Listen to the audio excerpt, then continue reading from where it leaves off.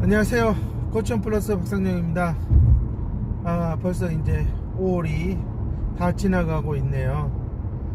이제 서서히 더워지기 시작하고 있고, 또 여름이 다가오고, 또 아이들은 또 여름방학을 기다리고 있을 겁니다.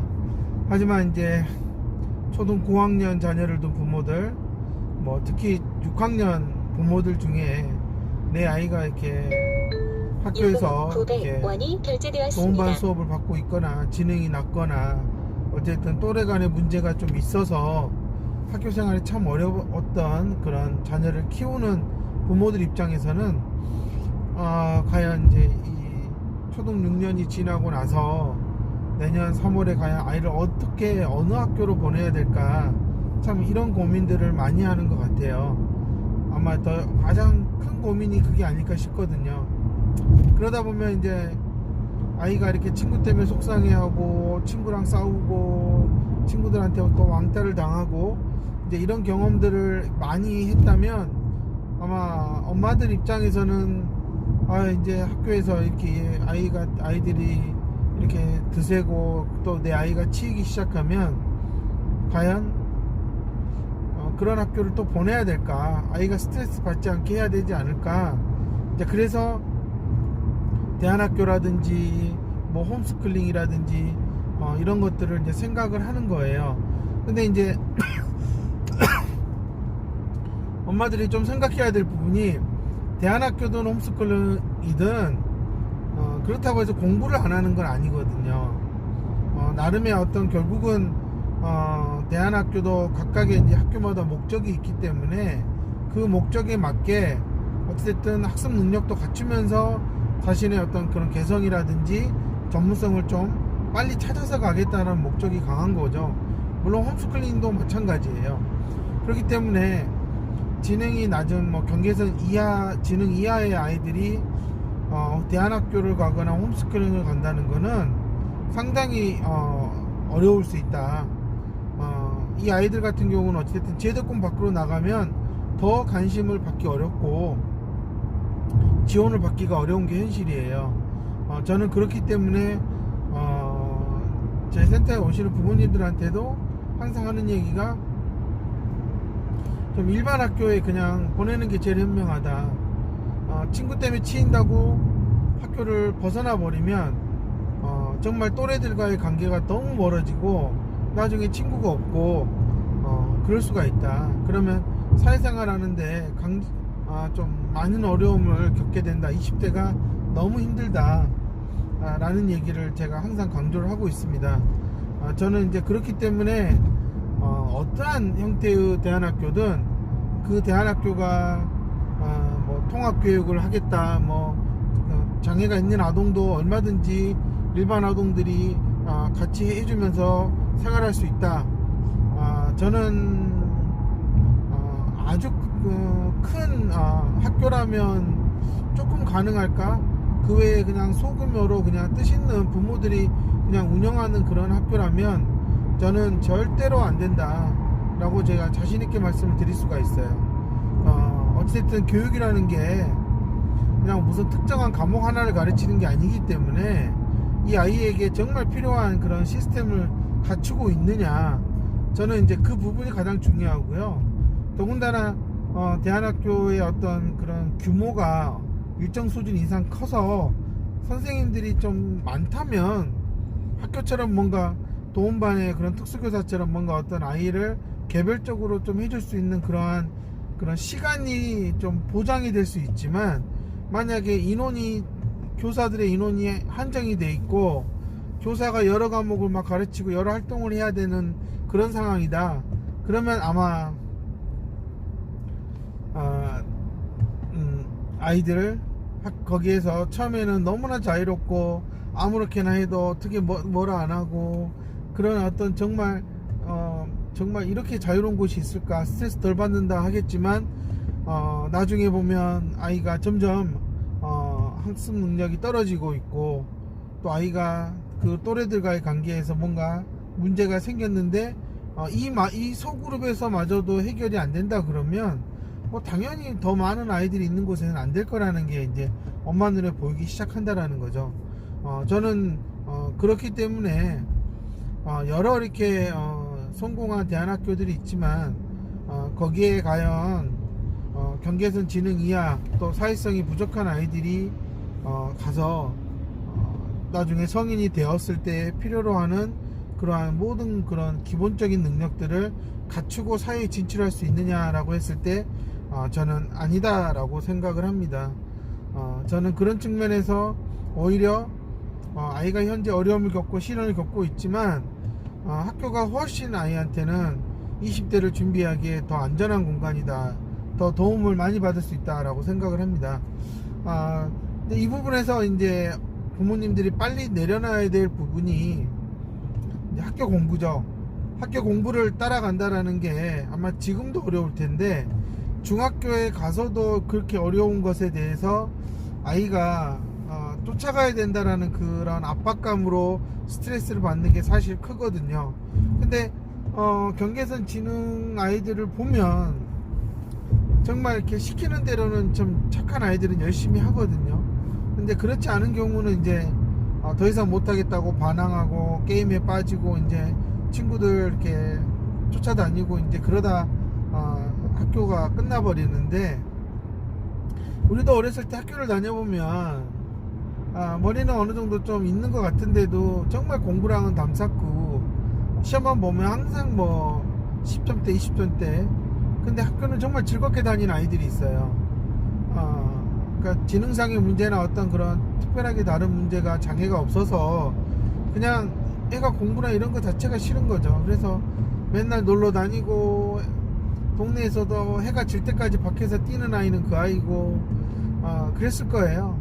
근데 그 친구들 학교에서는 그렇게 선생님한테 시험 성적 나쁘다고 맞고 혼나고 숙제 안 해가고 그랬는데도 그냥 학교란 곳을 친구를 사귀고 또 이런 게 있구나 하고 배워가고 나보다 나은 놈들도 있구나, 또 나랑 이렇게 내가 꼴등을 하겠다는데 나랑 꼴등을 또 경쟁을 하는 또 친구가 있고요. 그러니까 어떻게 보면 학교라는 곳을 아주 즐겁게 생각하고 다니는 아이들이 있어요. 이런 친구들 나중에 보면 과연 나가서 뭐 할까 라고 생각해 보면 그래도 나름 잘 살거든요. 자기가 해야 될 직업 찾아서 열심히 살고 있고 가정을 꾸리고 그러니까 한다는 거예요.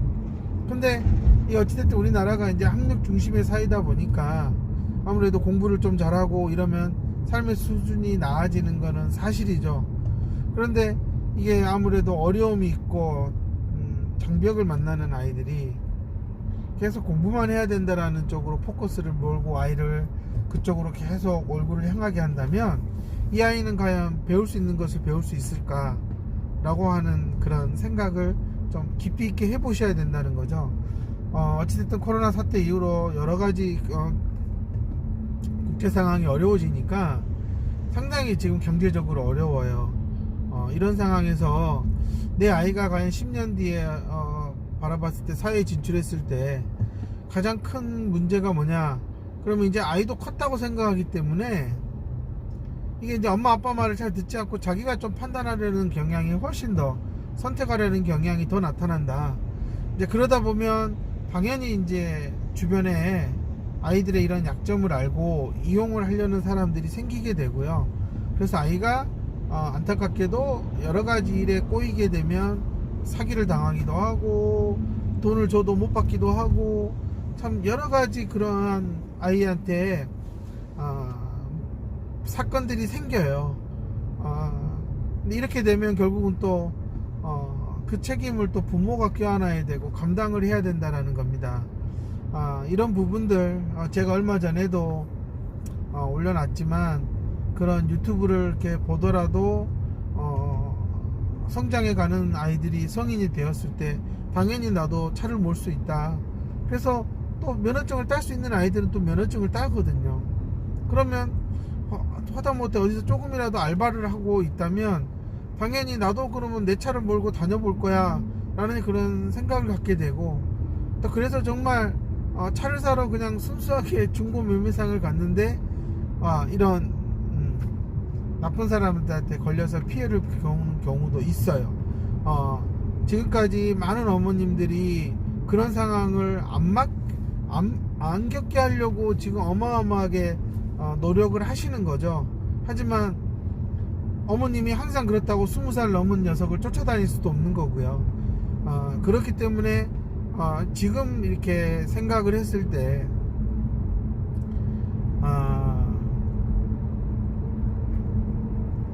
과연 이 아이한테 중학교부터 무엇을 가르쳐야 될까라는 거예요. 그러면 저는 그런 인간관계에서의 기본, 그 다음에 좋은 사람과 나쁜 사람을 구별하는 방법, 이런 것들에 대해서 부모가 참 많은 얘기를 하고, 그랬을 때 뭔가 이상할 때 얼른 보호자인 부모에게 콜을 할 수 있고 물어볼 수 있는 그러한 좀 대화가 잘 이루어지는 관계를 아이하고 계속 만들어야 된다라고 저는 생각이 듭니다. 그렇지 않고 어떻게든 학습적으로만 계속 몰고 가서 이 아이를 중학교 3학년 고등학교 3학년을 보내고 사회에 나가게 되면 제 생각에는 분명히 주변에 이 아이를 이용하려는 사람들이 있을 거고, 그러면 또 그 피해를 당하게 되면 또 부모님들의 마음도 아프고, 또 그것들을 또 해결하는 데 있어서 아이도 또 고통을 받는다라는 겁니다. 즉 학교 공부가 다가 아니다, 진짜 다가 아니다. 경계선 지능이어도 전반적인 학교 학습에서는 상당히 많이 못 쫓아가고 어려울 수 있지만, 이 아이가 그래도 자신에게 좋아하는 분야, 또 자신이 관심 있고 조금 더 집중할 수 있는 분야가 있어요. 좀 그 분야에서 이 아이가 그래도 자신의 최소한의 생활을 할 수 있는 경제적인 능력을 갖추는 거, 이런 쪽에 좀 더 포커스를 두고 가야 되지 않을까 라고 저는 생각이 들어요. 그러면 이 아이도 좀 더 빨리 사회생활을 안착할 수 있고, 또 더군다나 또 부모에게 또 부담이 되는 존재가 아니라 조금이라도 부모에게 자식으로서의 도리를 할 수 있는 그러한 역할을 할 수 있다. 저는 이제 이렇게 생각을 합니다. 그렇기 때문에 비싼 대안학교 다니고 그냥 허송세월하는 그런 대안학교 선택해서 고생하는 것보다는 아침 일찍 학교에 등교하고, 그 학교에서 모든 아이들이 다 나쁜 아이들은 아니기 때문에요. 우리 눈에는 나쁜 아이들이 많은 것 같아도 어른들이 옛날에 그랬잖아요. 세상에 나쁜 사람이 많은 것 같아도 실제로는 좋은 사람이 더 많다. 그렇기 때문에 세상이 더 이렇게 굴러가고 또 보기 좋게 보인다라고 얘기를 하죠. 저는 그게 맞다고 보고요. 물론 이제 나쁜 아이 한 명이 엄청나게 주변을 많이 힘들게 하지만, 그렇다고 그 주변에 있는 사람들이 모두 나빠지는 건 아니죠. 그렇기 때문에 저는 항상 부모들에게 하는 말이 정말 주위에 좋은 친구가 생길 거다, 그런 마음으로, 주변에 좋은 사람들이 많이 생길 거다, 그런 마음으로 아이를 항상 대하고, 밖에서도 정말 좋은 사람들에게 감사할 줄을 아는 그런 감사함을 표현하는 아이로 집에서 좀 키워주면 좋겠다. 그러면 분명 이 아이는 어느 시점에 분명히 좋은 사람을 만난다. 근데 그 준비를 하지 않고 뭔가 남들과의 경쟁에서 계속 이겨야 된다라는 그런 압박감으로 아이가 학교 생활을 보내게 되면, 이 아이는 좋은 사람과 나쁜 사람을 구별하는 그런 능력을 배울 수 있는 기회를 놓치고 만다라고 저는 생각이 듭니다. 분명히 아이의 어떤 그런 부족한 부분을 이해하면서도 아이의 장점을 가지고 정말 사회에서 역할을 할 수 있게끔 이끌어주는 사람들은 분명히 있어요. 아이가 고도의 그런 전문적인 능력이 아니더라도 최소한의 어떤 그런 기본적인 능력들을 아이가 사용할 수 있게끔 역할을 제공해 줄 수 있는 그러한 단체들도 있고 그런 회사들도 있어요. 점점점 일할 수 있는 그런 기회는 많아질 것 같은데, 이 아이들이 과연 그런 기본적인 그 인간관계의 에티켓을 제대로 알고 있느냐, 그 다음에 최소한의 어떤 문제가 주어졌을 때 그 문제를 어떻게 접근해서 하나하나씩 해결해 가야 되느냐 라는 것들을 아이가 습득하고 있느냐가 결국은 사회를 진출할 수 있느냐 진출하지 못하느냐, 그거에 그 결정적인 어떤 그런 판가름을 하는 기준이 되지 않을까 저는 생각을 합니다. 어찌됐든 뭐 대안학교도 여러 종류가 있죠. 뭐 종교단체가 운영하는 데도 있고, 뭐 어떤 부모들이 조합식으로 운영하는 데도 있고, 많은 곳들이 있지만, 그러한 곳들에서 시도하고 있는 것들이 결국은 전인교육을 기반으로 하지만, 전인교육을 하려면 시스템과 그것들을 운영하고 관리할 수 있는 그러한 능력 있는 사람들이 있어야 돼요. 물론 요즘 들어서도 대안학교에 많은 그런 초등교사들, 뭐 중등교사들이 이렇게 자격증을 가진 분들이 채용이 돼서 또 교육을 하고 있지만, 그래도 저는 평범한 그런 일반적인 교육학교 이런 교육을 거치는 게 더 낫다라고 보고요. 좀 더 업그레이드 되는 것을 선택하는 아이들도 있죠. 좀 더 시간을 단축하고 뭔가를 해보고 싶다, 뭐 그런 아이들은 저는 소수라고 보는데, 그 애들은 목적이 분명하거든요. 그 목적이 분명한 아이들과의 사이에서 과연 지능이 낮은 아이들이 할 수 있는 건 없습니다. 저는 없다고 보기 때문에 그냥 일반 학교에서 아이가 올해 선생님을 잘못 만났어요. 담임이 너무 개빡해, 자기 멋대로고 똥꼬집이야. 어쩔 수 없잖아요. 1년은 버텨야 되잖아요. 그것도 교육이라고 생각이 들고요. 정말 좋은 선생님을 만났어요. 그래서 정말 아이한테 하나하나 다 신경을 써주고 정말 좋아요. 그것도 복이거든요. 그럼 또 1년 동안 아이는 뭔가 나도 해볼까, 또 좀 더 해볼까 하는 그런 마음이 생기겠죠. 그럼 또 그것에 또 감사하면서 얘가 사는 거고요. 또 특수교사도 마찬가지예요. 한참 때는 정말 좋은 선생님이 아이를 이렇게 불러서 이렇게 1대1 수업을 정말 잘해주고 해서 아이가 너무나 잘 다녔는데, 그 선생님이 다른 학교로 갔어요. 그랬더니 새로운 선생님이 왔는데 완전 초짜일 수도 있고, 너무 그냥 이제 이 장애아동들한테 이제 찌들어서 그냥 아이들하고 아무것도 하지 않고 그냥 가만히 있다 가라 하는 사람도 있어요. 근데 그게 아이들에게는 다 필요한 시간이에요. 이게 사회에 나가면 정말 무의미하지만 해야 되는 일도 있고, 또 참아야 되는 것도 있고, 많은 것들이 있죠. 그렇기 때문에 너무나 아이에게 모든 것들이 다 퍼펙트하게 제공이 돼야 된다 라는 관점으로 학교를 바라보면, 그거는 어떻게 보면 부모의 어떤 그러한 욕심과 너무 큰 기대라고 저는 생각이 들어요.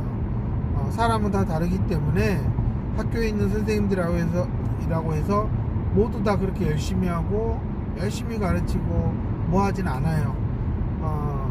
어른들이 이미 이렇게 학교를 졸업하고 나와서 보면 그렇지 않다는 걸 아는데도 또 내 자식인데 왜 이렇게 안 해주냐 라는 마음이 생기는 거잖아요.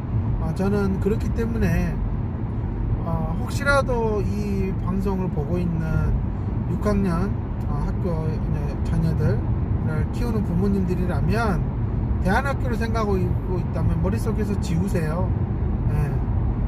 그냥 나는 학교 졸업장이 필요 없다. 그냥 아이가 그냥 학교 생활 그냥 즐겁게 하고 그랬으면 좋겠다. 그러면 그냥 보내세요. 그리고 나는 경제적 능력이 있어서 내 아이가 뭐 나가서 뭐 안 해도 괜찮으니까 내가 그냥 내 돈으로 살겠다. 그럼 보내세요. 근데 뭔가 그래도 또 학교 졸업장을 생각하는 부모들이라면 절대 대안학교에서 안 됩니다. 검정고시 몇몇 그런 뭐 경계선 지능 뭐 아동을 대상으로 해서 뭐 학교를 운영하는 곳들이 있죠. 우리는 경계선 지능 아동들 전문 학교다. 거기에서 죽으라고 애들 암기시켜서 대안학교 만큼 뭐 검정고시를 뭐 합격시킨다. 그럼 그 애들 나와서 뭐 할 거냐는 거예요. 대학 가면 뭐예요? 다 나중에는 중퇴하고 나와버리는데 왜 그 소중한 시간을 검정고시를 봐야 된다 해서 아이를 죽으라고 암기시킨대요. 이 아이가 아침부터 저녁까지 죽으라고 애우라고 하니까 경계선 지능 아동들 애우라고 하면 정말 잘 애우거든요. 그러니 죽으라고 애우라고 시키는 거예요. 틀리면 이거라고 가르쳐주고 애우라고 하고 그런 식의 교육을 받아서 검정고시를 통과한다? 저는 정말 쓸데없는 짓이라고 생각이 들고요. 지금은 학교 졸업장이 큰 의미가 있는 시대가 아니에요. 우리 때나 그런 큰 의미가 있었지 지금은 그런 큰 의미가 없어요. 그것에 종이 한 장을 얻자고 아이한테 하루 종일 가서 애우고 앉아있게 만든다? 저는 그냥 감옥과 똑같다는 생각이 들어서 저는 그건 아니라고 보고요. 내 아이가 경계선 지능 아동이다. 그렇다면 이 아이의 지능이 현재 어느 상태인지를 정확하게 파악을 하고 그래서 이 아이가 어떻게 해나가야 될 부분인지 학교라는 곳에서의 목적이 무엇인지를 좀 분명하게 하고 이 아이가 과연 어떠한 꿈을 갖고 직업을 찾아가야 되는지에 대해서 좀 나눠서 생각을 해야지 학교 공부도 잘하면서 이렇게 가는 거 그 두 마리 토끼를 잡겠다 그거는 정말 나중에 아이하고 너무나 힘든 그런 세월을 보낼 수가 있어요. 그렇기 때문에 좀 그런 쪽에서의 마음을 비우셨으면 하는 게 제 바람이고요. 검정고시 공부 내용은 쉽다고 얘기하지만 정말 생각보다 어렵다. 모든 과목을 다 준비하는 게 결국은 이제 부모의 몫이다. 그러니 섣불리 생각하지 마시고 저는 좀 학교를 다니면서 또래들과의 그런 교류를 계속 시도할 수 있는 그런 기회를 만들어 주셨으면 하는 게 제 방법이고요. 저는 그게 제 가치관이 좀 아이가 좀 시련도 겪고 또 고생도 해보고 안 되는 것도 좀 느껴보고요. 물론 포기도 많겠죠. 근데 그것도 때로는 좀 부모가 좀 덤덤하게 좀 받아주고요. 어떻게 보면 포기한다라는 거는 내가 할 수 없는 거를 알고 할 수 있는 걸 찾아가는 과정일 수도 있어요. 이제 그럴 때 부모와의 대화가 필요한 거거든요. 저는 이제 이런 관점에서 아직까지 성인이 될 때까지는 여러 가지 시련을 겪는 것도 포기를 하는 것도 아이에겐 전부 약이 된다. 근데 부모가 걸러서 이게 좋은 거다라고 아이한테 주었을 때 그거는 나중에 아이한테는 큰 독이 될 수 있다. 저는 그렇게 생각을 합니다. 저는 그래서 절대 대안학교는 대안이 아니다. 몇 년간 있다 와보자 그것도 아니다. 비싼 데는 너무 비싸죠. 근데 해주는 건 별로 없어요. 싸도 마찬가지고요. 무슨 조합으로 운영한다? 저는 아직도 뭐 일반 지능을 가진 아이들이 그곳에서 뭔가 좀 자유롭게 해나갈 수 있다. 그거는 가능하다고 보지만 그 안에 지능이 낮은 아이들이 들어가 있다. 그러면 저는 이 아이가 과연 거기에서 똑같은 나이라 하더라도 얼마나 더 배울 수 있을까? 저는 좀 어렵지 않나 라고 저는 생각을 합니다. 그러니 이 방송을 보셨다면 내 아이가 경계선 지능 70대에 있고 공부는 이제 탐 쌓으려고 하고 아무것도 안 하려고 한다. 그러니 좀 친구도 없다. 뭐 이런 상황이다. 그러니 좀 대안학교 가면 좀 편하지 않겠느냐?